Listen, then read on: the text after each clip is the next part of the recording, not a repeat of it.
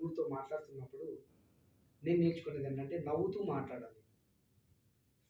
నీకు ఏ ప్రాబ్లమ్ ఉన్నా, any time of the situation in the office room, in the 4 people in group at the time, you you smile on face. నవ్వుతూ మాట్లాడాలి.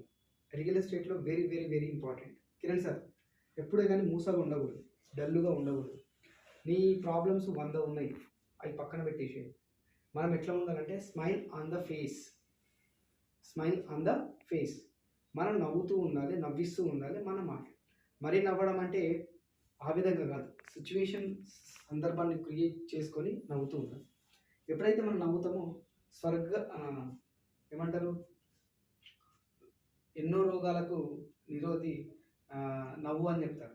కాబట్టి మనం నవ్వడం అలవాటు చేసుకోవాలి నలుగురిలో ఉన్నప్పుడు.